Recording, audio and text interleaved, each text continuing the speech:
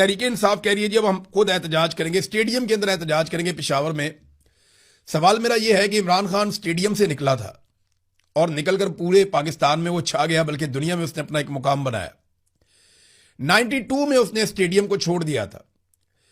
آج جناب علی 2026 میں اس کی پارٹی واپس اسٹیڈیم میں جا رہی ہے اور اسٹیڈیم میں جا کے جلسہ کرنے والے ہیں۔ عمران خان خود جب باہر تھے تو اس ایج کے اندر اور بدترین مخالفت کے باوجود، جب ان کے پاس زیادہ سپورٹ بھی نہیں تھی، اسٹیبلشمنٹ ان کے خلاف تھی، انہوں نے 50 جلسوں سے زیادہ جلسے کر دیے تھے۔ آنن فانن وہ جلسے کرتے تھے، ہر طرف جاتے تھے۔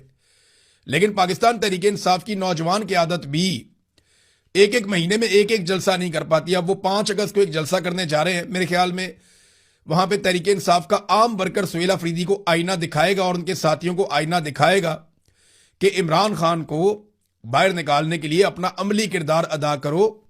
یہ حکومت آنی جانی چیز ہے، یہ سارا اقتدار یہ ملتا رہتا ہے، یہ تو آپ اسٹیبلشمنٹ سے چھین لیں گے تو ہمیشہ ہی آپ کے پاس رہے گا، تو یہ ڈر کے آپ اسٹیبلشمنٹ کا مقابلہ نہیں کر پائیں گے۔